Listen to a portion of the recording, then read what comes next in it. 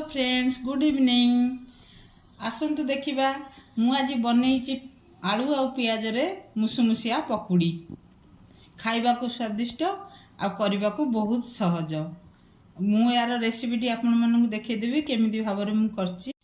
वीडियोटी जदि आपण मानक भल लगे ताले कमेंट माध्यम रे जणेबे। चैनल को लाइक आ सब्सक्राइब करिया भूलिबेनी।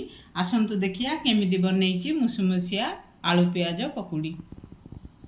आलू पकुड़ी पई मु नेछि 4टी आलू 2टी पियाज 4टी सुखला लंका बेसन आउ भूसंग पत्र। एबे आलू और पियाज को काटी नेबी। आलू और पियाज को काटी नेछि लंका को मध्य छोट छोट पीस करी काटी नेछि आ भूसंग पत्र को धोई देछि। वर्तमान ता धरे लूण आउ लंका गुंड दे देबी। लूण दे देली और लंका गुंड दे भल भाव में गोली नेबी।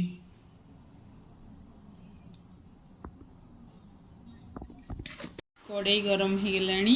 एबे मु ता देरे रिफाइन तेल दे देबी।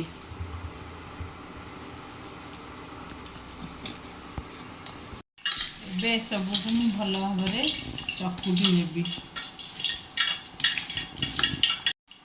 भल भाव में चकुटी नेली। एबे बेसन पकई भल भाव में गोली नेबी।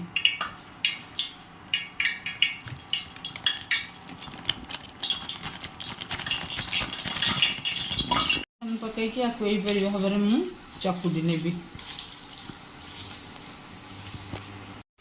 मोर बर्तमान मुझे छाणी नेबी। सेपटे मोर तेल गरम हो गलानी। मुझे आस्ते आस्ते यपरी भाव में पकुड़ी बनई नेबी।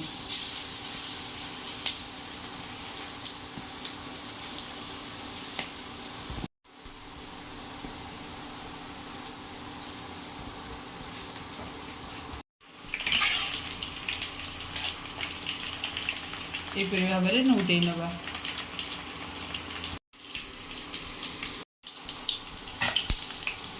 पकुड़ी मोर हो गलानी। बर्तमान प्लेट को बाहर कर देबी।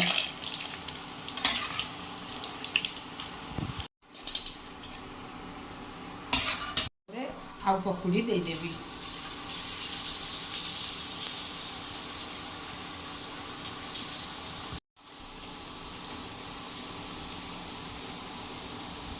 एबे मोर समस्त पकुड़ी हो गला। एबे मोर पकुड़ी प्रस्तुत हो गला।